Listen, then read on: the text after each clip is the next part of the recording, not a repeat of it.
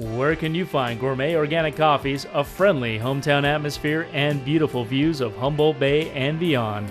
It's Has Beans Cafe, open every day at 2nd and I Street in the heart of Old Town Eureka.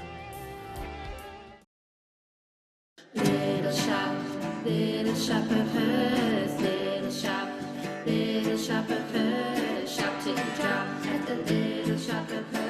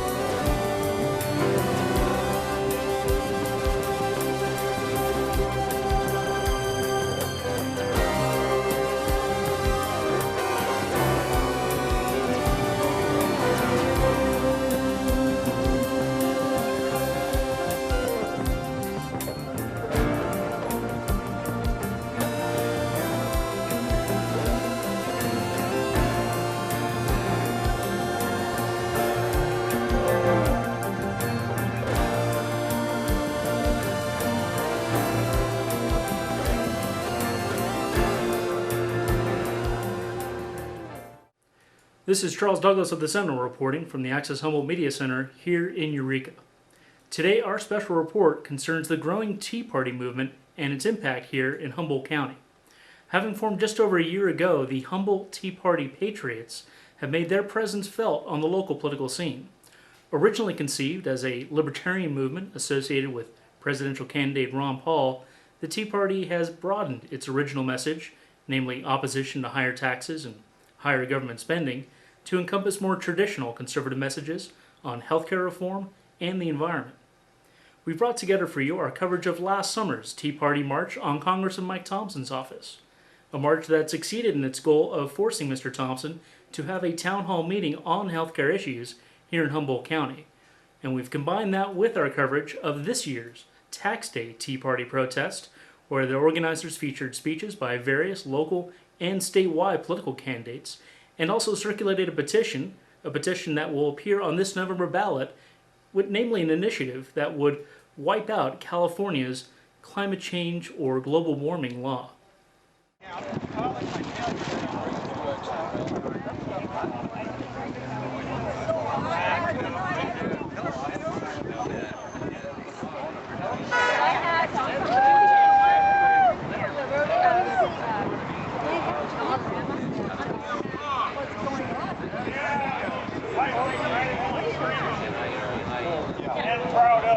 Bunch of extremists, mobs. I think I'll join it.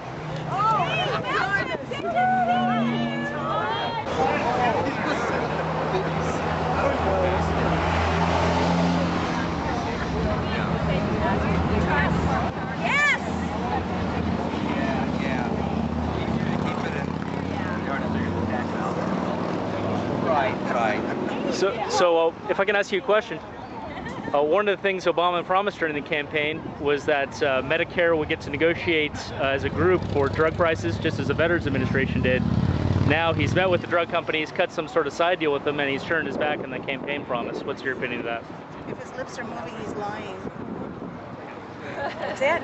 He's not telling the truth. He's doing whatever it takes to get his bill passed. He will say anything and then change it afterwards. Because after it's done, it's done. So say anything, accomplish what you want to accomplish, and then apologize later. And that's what's going on. You know, it's going to be very, very crippling to people who are on Medicare, to people who want free choice, people who are going to their doctor now, and access to physicians. Where are they getting all these doctors? How many doctors are going to be able to take care of people in the United States? We have a huge shortage on physicians currently. Well, while the public seems to be increasingly critical of the current health care bills in Congress, a recent poll said that 74% of Americans are somewhat or very much in favor of doing nothing except expanding Medicare to folks 55 and over instead of 65 and over. Would that be a more reasonable solution to you? No, it would not. I'm not for more government. Healthcare's problem. You're not for expanding Medicare? I'm not for expanding government programs. Okay. I'm for other options other than government programs. Okay. So how would you resolve any? How would I resolve it? I can't tell you exactly how I would personally resolve it, but I think one thing that has not been addressed, and I'll just address that one, is the malpractice. He has not addressed the malpractice that physicians have to pay. He's not addressed that issue. So he's in bed with the lawyers. Huge issue. Fraud, you say? Fraud, yes. I was reading an article about a doctor who did 3 colostomies on the same guy the same day. That's not true. You know, so there is a lot of fraud out there. And I'll tell you something else they're not addressing. They're talking, what about the seniors who are going to be impacted by this supposed panel of people who are going to decide whether or not we can contribute to our country enough to make it worth the medicine they're going to give us to keep us alive. They're circumventing our rights. They're shredding our Constitution and editing our freedoms. They're circumventing we the people. We pay them.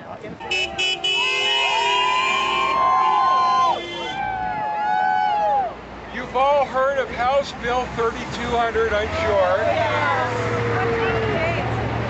It's on from 8 to 9 in the morning. You can also go to the Humboldt Sentinel here in town, find them on the web, and maybe get some information about it there. But on the back, I printed out the part about how you seniors should walk to the light. That's right. That's right. Go to the light. And your government bureaucrat will help you get there. Now, who wants a flyer? Who wants all this free information? Hey, everybody, can you hear me? Let's do a little yell. How about just vote no? Just vote no! Just vote no! Just vote no! Just vote no! Just vote no! Just vote no! Just vote no! Just vote no! Yeah, who's going to pay you?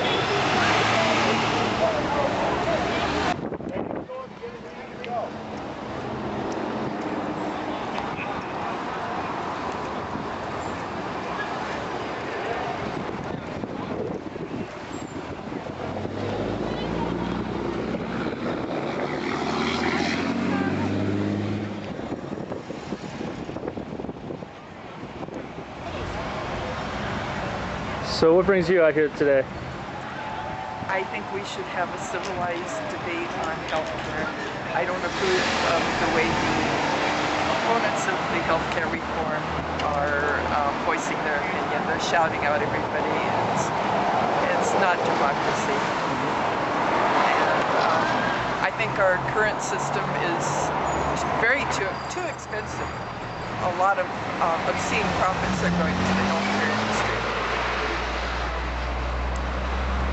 There's over 30% overhead on private insurance companies, and I've heard there's only 3% overhead on Medicare. We could save so much money by transferring everybody to Medicare. And senior citizens, if you ask them if they want to give up their Medicare, their so-called socialist government health care, all of them say no. Right. Medicare provides you with access to virtually all the doctors. Everybody's in network. It needs to be reformed a little to cut costs down. You've already heard the stories about doctors overcharging Medicare, Sure. but that can be corrected. Well, I've heard that while there is increasing public concern with the current bills in Congress, there is a large amount of support for expanding Medicare, but that's not what seems to be the priority among the leadership in the House or the Senate. Why is that? Because they're getting campaign finance from the healthcare industry. Now, doesn't that include Congressman Mike Thompson himself? Oh, yes. Yeah. Well, no. Congress in general, like Baucus and some Blue Dog Democrats. Right, like Mr. Thompson. That's why I asked. I don't know. I don't know. Because these folks, they said they're going to march over to Mike Thompson's office, ask him why he refuses to have a town hall meeting here in this community for people to voice their concerns. Obviously, he's not for single payer. Right. So That's aren't you kind of protesting him in your own way? Yes. I think we need single payer, and we're the only civilized country in the world that does not have single payer health care access to all. I feel really bad for people that are dying now because they don't have access to health care. If you go to an emergency room, you don't get preventative treatment. It's only for like gunshot wounds and heart attacks. And what's your name, sir? Wes. Wes? And what's your opinion of the congressman whose stance on healthcare reform? Mike Thompson. Basically, I'm not sure he has an opinion other than Nancy Pelosi's opinion. He's going to follow and step in line with whatever she decides to do. Mr. Thompson is opposed to meeting with anybody to discuss this. He hides behind a so-called telephone town hall meeting and refuses to come out face-to-face with the public. When my years of experience dealing with people that you can tell a lot by looking at them, shaking their hand, and actually talking to somebody face-to-face, not from behind a teleprompter or a telephone.